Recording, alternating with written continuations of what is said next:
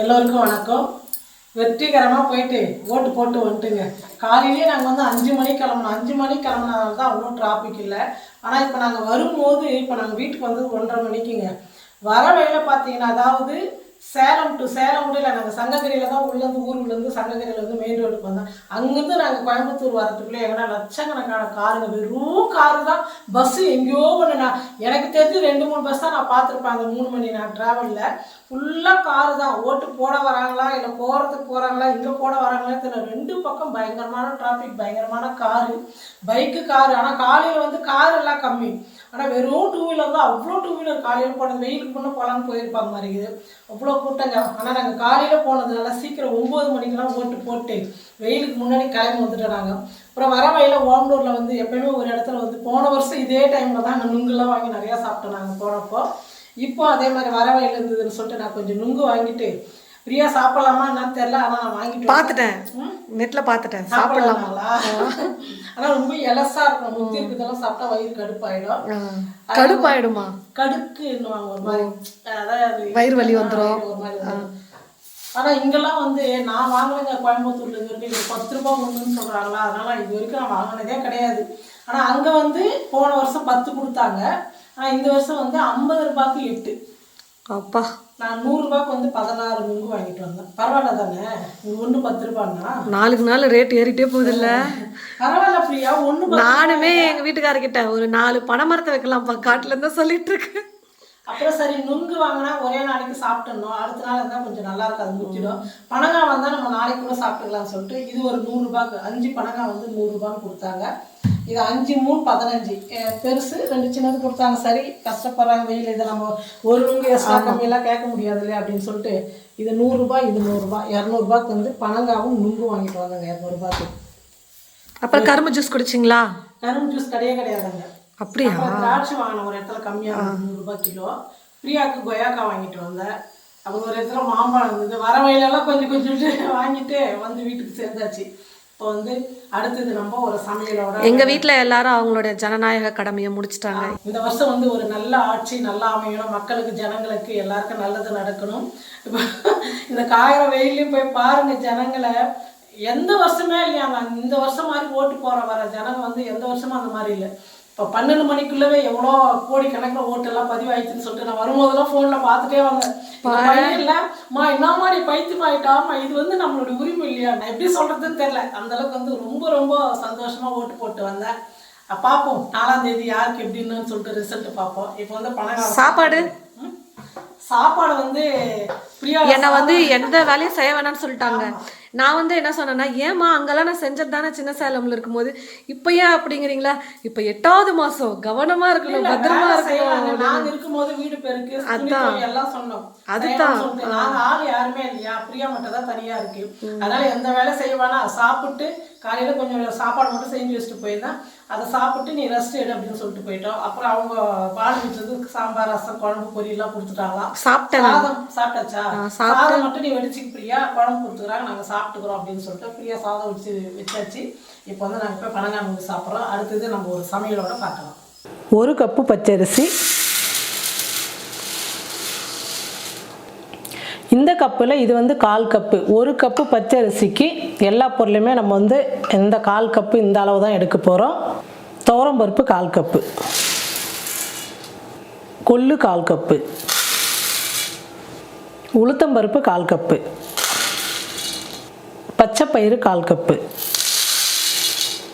பச்சை பட்டாணி இது வந்து காஞ்சது, பச்சை பட்டாணி 1/4 கப்பு, ஜவ்வரிசி 2 டீஸ்பூன், அவல் 1/4 கப்பு. அவல் மட்டும் நம்ம அதுக்கப்புறமா ஊற வச்சுக்கலாம். இதெல்லாம் ஒரு பாத்திரத்தில் சேர்த்துக்கலாம். ஒரு 4-5 முறை நல்லா சுத்தமாக கழுவி எடுத்துக்கலாம். அவலும் நல்லா கழுவி எடுத்துக்கிட்டேன். இப்போ இந்த அவல் வந்து இதில் சேர்த்துடலாம். இது எல்லாம் சேர்த்து நல்லா தண்ணி ஊற்றி ஊற வச்சுக்கலாம். ஒரு 8-9 மணி நேரம் கூட ஊறட்டும், அதை பற்றி பரவாயில்ல. நல்லா ஊறணும். எந்த அளவுக்கு ஊறுதோ அந்த அளவுக்கு தான் வந்து நைஸாக நம்ம அரைக்க முடியும். அதனால் தண்ணி நிறையா சேர்த்து நம்ம ஊற வச்சுக்கலாம். நம்ம மாவு வந்து இதே தண்ணியில் தான் ஊற்றி அரைக்க போகிறோம். அதனால் அரிசி நல்லா முழுகிற அளவுக்கு நம்ம தண்ணி சேர்த்துடணும். ஒரு 8-9 மணி நேரம் அரிசி வந்து நல்லா ஊறட்டும். இந்த அரிசி பருப்பு எல்லாமே நல்லா ஊறட்டும். அதுக்கப்புறம் மாவு அரைக்கலாம். நம்ம ஊற வச்ச அரிசி பருப்பு எல்லாம் வந்து நல்லா 5-6 மணி நேரம் வந்து நல்லா ஊறிடுச்சு. இப்போ வந்து நைஸாக நம்ம மிக்சியில் போட்டு அரைச்சிக்கலாம். நீங்கள் வந்து கிரைண்டரில் வந்து ஆட்டிங்க. நான் கொஞ்சமாக இருக்கிறதுனால மிக்சியில் போட்டு நைஸாக அரைச்சி எடுத்துக்கிறேன். இந்த அரிசி பருப்பெல்லாம் மிக்சி ஜாரில் சேர்த்துக்கலாம். கொஞ்சமாக தண்ணி சேர்த்து அரைச்சி எடுத்துக்கலாம். பாருங்கள், நல்லா நைஸாக அரைச்சி எடுத்துக்கிட்டேன். தோசை மாவு பக்குவத்து கரெக்டாக இருக்குது. இப்போ நம்ம இதை வந்து ஒரு பாத்திரத்தில் மாற்றிக்கலாம். மீதி இருக்கிற அரிசி பருப்பெல்லாம் நைஸாக மிக்சியில் அரைச்சிக்கலாம். எல்லா மாவும் அரைச்சி எடுத்துக்கிட்டேன். கரண்டியில் வந்து நல்லா மாவு வந்து கலந்து மிக்ஸ் பண்ணிவிட்டு ஒரு தட்டு போட்டு மூடிடலாம். நம்ம வந்து இப்போவே ஒரு அரை மணி நேரம் 1 மணி நேரம் கழித்து வந்து தோசை ஊற்றிக்கலாம். இல்லை காலையிலையும் தோசை ஊற்றிக்கலாம். மாவு புளிச்சதுக்கப்புறம் ஊற்றினா இன்னும் ரொம்ப நல்லாயிருக்கும். இப்போ நான் ஒரு தட்டு போட்டு மூடி வச்சுறேன். நம்ம காலையில் வந்து தோசை செய்யலாம். நான் வந்து நைட்டு அரைச்சி வச்ச மாவு காலையில் தோசைக்காக பாருங்கள், மாவு வந்து நல்லா புளிச்சு வந்துடுச்சு. இந்த மாதிரி நல்லா புளிச்சு வரணும். நீங்கள் மாவு புளிக்கலைன்னா கூட அப்பயே கூட நீங்கள் தோசை செய்யலாம். ஆனால் புளிச்சா கொஞ்சம் ரொம்ப நல்லாயிருக்கும். மாவு நல்லா கலந்து விட்டுட்டு நம்ம தேவையான அளவுக்கு எடுத்து தோசை ஊற்றிக்கலாம். மீதி வந்து ஃப்ரிட்ஜில் வச்சுட்டு வேணுன்றப்போ செஞ்சுக்கலாம். இப்போ நம்ம வெறும் பருப்புங்கள்லாம் போட்டு அரைச்சதுனால சோடா உப்பெல்லாம் போட வேணாம். உப்பு மட்டும் சேர்த்துக்கிறேன் தேவையான அளவுக்கு.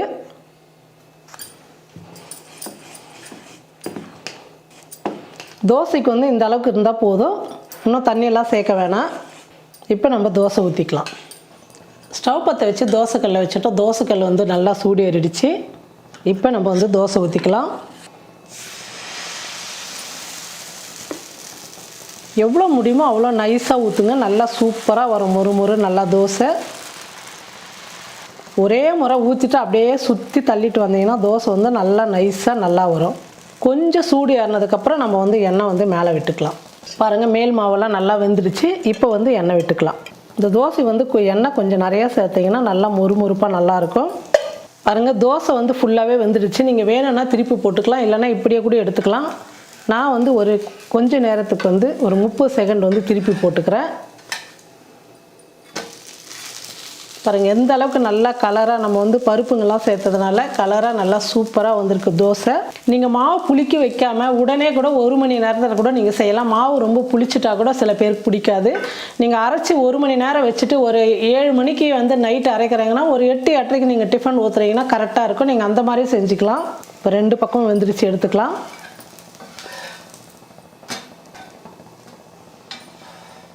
பாருங்கள், ஒரு அருமையான சூப்பரான தோசை வந்து ரெடி ஆகிடுச்சு. இதே மாதிரி எல்லா தோசையும் நம்ம வந்து சுட்டு எடுத்துக்கலாம். பாருங்கள், ஒரு அருமையான சூப்பரான ஒரு தோசை வந்து ரெடி ஆகிடுச்சு. நல்ல பருப்புங்கள்லாம் நவதானியம், உடம்புக்கு வந்து ரொம்ப சத்தான எல்லா நவதானியமும் வச்சு நம்ம தோசை செஞ்சுருக்கோம். இந்த தோசைக்கு வந்து கார சட்னி ரொம்ப சூப்பராக இருக்கும். வெங்காயம், தக்காளி, வரமிளகா, பூண்டு எல்லாம் போட்டு நீங்கள் செஞ்சிங்கன்னா ரொம்ப நல்லாயிருக்கும்.